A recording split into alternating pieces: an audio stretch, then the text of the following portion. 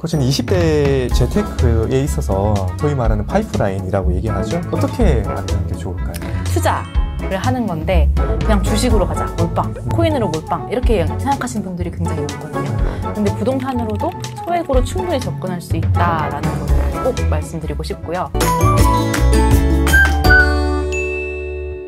안녕하세요. 인생에 필요한 것을 공부합니다. 빅아이디어 캠퍼스의 김종섭 학장입니다.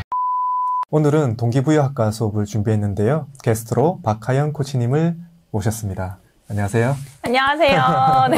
네, 간단히 자기소개 좀 부탁드리겠습니다. 네, 저는 청년분들의 꿈과 부의 성장을 도와드리는 박하연 코치입니다. 네, 만나서 너무너무 반갑습니다. 지금만큼 사람들이 재테크에 관심 있는 때가 없었던 것 같아요. 맞아요. 네, 그래서 재테크 IQ를 높이려고 하면은 20대에 해야 될 일이 있을까요? 20대 때요? 네. 사실 저도 이제 재테크의 제자도 모르고 살다가 20대 이제 후반 정도에 들어와서 재테크를 시작을 하게 되었는데요. 첫 번째는 사실 20대 분들은 재테크를 할 수 있는 자금이 많이 없다는 게 조금. 그렇죠. 네. 그래서 첫 번째는, 숫자에 친해지는 게 중요한 것 같아요. 우리 회사, 내가 다니는 회사의 매출, 혹은 내가 이제 근무하는 부서의 매출에 대한 변화를 얼마나 조금 잘 체감하고 있느냐. 그리고 여기 외에도 우리가 이제 많이 맛집이나 네. 카페들을 다니잖아요. 이제 뭔가 맛있는 걸 먹고 그냥 차만 마시고 하는 게 아니라 좀 살펴봐요. 이 자리에 좀 월세는 얼마 정도 나올지, 하루 매출은 예상 어느 정도 된다. 네. 그렇게 했을 때, 한 달 매출 얼마고 좀 따져보는 거죠. 손익에 대해서. 네. 여기 적자겠다. 놀러 다닐 때도 그냥 놀러 다니는 게 아니라, 이제 그걸 어떤 식으로 돈의 흐름들이 좀 움직이고 있는지를 네. 살펴보는 좀 연습들을 많이 했던 것 같습니다. 정말 지금 말씀해 주신 방법들은 돈이 하나도 들지 않는 그냥 취미 방법이네요. 맞아요. 네. 또 그거 말고도 또 다른 방법이 좀 있을까요? 네. 그리고 이제 뭔가 직접적으로 재테크를 실행하기보다는 좀 다양하게 공부를 많이 하시는 걸 추천을 해드려요. 예를 들면은 이제 20대가 가장 접근하기 쉬운 거는 주식이나 이제 뭐 코인 정도가 있겠지만 이제 부동산 같은 경우도 소액으로 시작할 수 있는 방법이 충분히 있기 때문에 내가 어떻게 이제 투자를 먼저 시작하면 좋을지에 대해서 고민을 한번 해보시는 거죠. 그러면 20대 분들이 취업을 했었을 때 네. 결국에 이제 돈을 모으기 위해서 열심히 노력하는데 좀 가장 빠른 방법이 있을까요? 가장 빠른 방법은 사실 월급은 한정적이잖아요. 네, 저희가 쓸 수 있는 월급은 한정적이기 때문에 내가 뭐 월세를 내야 된다. 아니면 뭐 인터넷비, 뭐 구독비, 뭐 핸드폰 비용 이런 이제 고정 비용들이 있을 거고. 네. 그리고 변동 비용은 내가 좀 플렉스 하고 싶은 약간 매달 일어나지 않지만 변동적으로 생긴 지출들이 있어요. 그래서 고정비와 변동비가 이제 조금 합쳐져서 우리의 월 최소 생활비가 결정이 된다는 그렇죠. 거죠. 네. 그래서 네. 이 최소 사실 월 생활비가 얼마냐부터 먼저 아는 게 되게 중요할 것 같고요. 그리고 첫 번째는 이 고정 비용을 내가 어떻게 하면 낮출 수 있느냐. 네. 먼저 보시는 거죠. 두 번째는 변동 비용을 보면은 꾸준히 내가 어디 부분에 내가 지금 돈 지출을 많이 하고 있는지 이거를 내가 정말 100원, 1000원까지도 흐름을 파악을 하고 있어야 돼요. 네. 네. 그리고 세 번째는 내가 월급이 사실 신입사원이라서 딱 정해져 있고 너무 이제 초봉이 낮다라고 하면은 저금을 하거나 재테크를 하기도 어려운 수가 있잖아요. 그렇죠. 그래서 약간 네. 추가 소득을 어떻게 하면 만들 수 있을까를 고민을 해보시는 것도 좋을 것 같아요. 네. 요즘에는 워낙 이제 돈을 벌 수 있는 아이디어나 이런 장치들이 굉장히 많은 시대라고 생각하거든요. 네. 그래서 정말 다양한 것들을 먼저 좀 시도를 해보시면서 사이드 프로젝트로 시작을 해보시는 거를 추천을 드려요. 네. 사실은 20대 때는 되게 힘든 경우도 많잖아요. 맞아요. 뭐 사기를 당한다라든지. 그래서 좀 조심해야 될 부분도 말씀해 주시면 되게 좋을 것 같아요. 네, 사실 저도 되게 시행착오를 많이 겪었거든요. 그래서 가장 조심해야 될 부분은 사실 첫 번째는 나의 성향을 파악하지 않고 투자하는 것이라고 생각해요.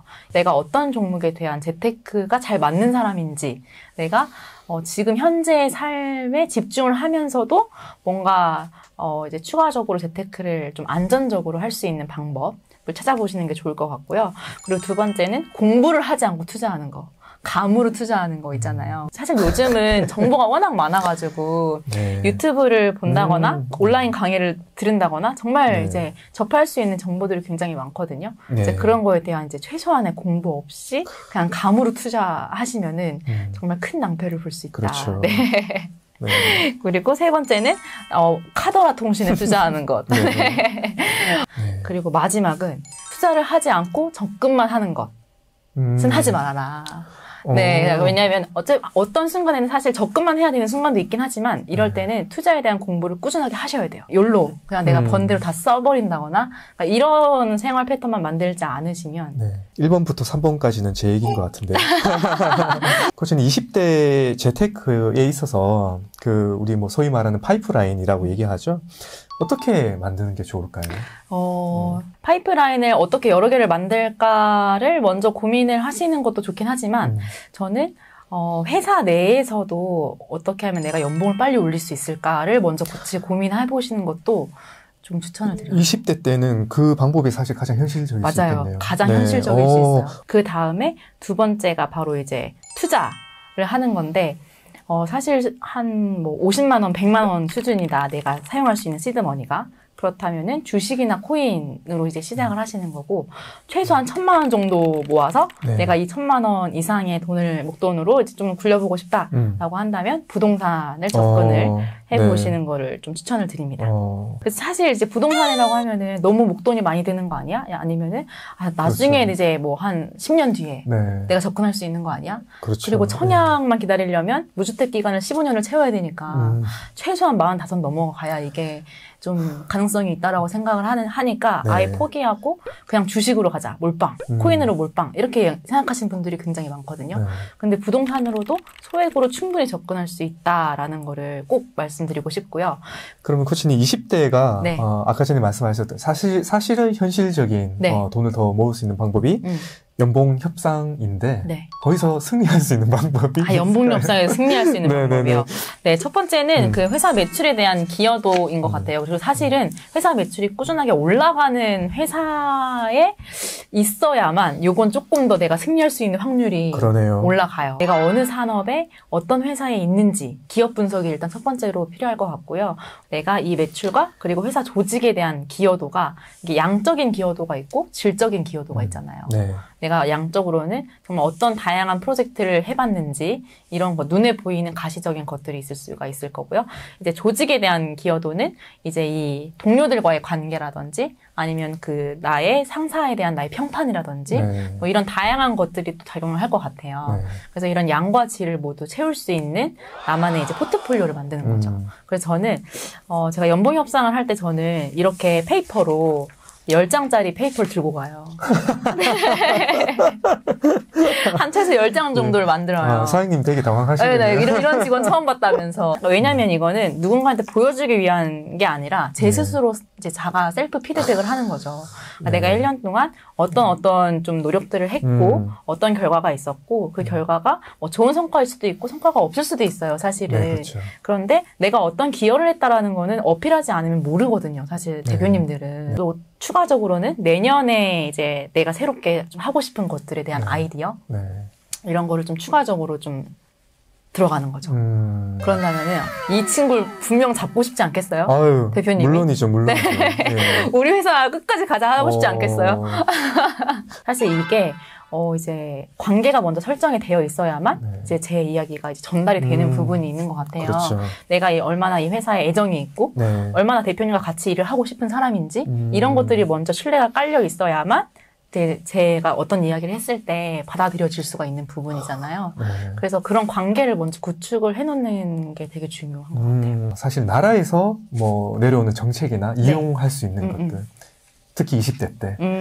그런 것들 사실 잘 활용하면 너무 좋잖아요. 너무 좋죠. 그러니까 그냥 흘려보내는 건 너무 아깝잖아요. 맞아요. 그런 좀 20대 때들한테 20대에 도움이 될 만한 정책들 좀 소개해 주실래요? 네, 그래서 가장 좀 대표적인 거는 사실 내일채용공제라는 정책이 있어요.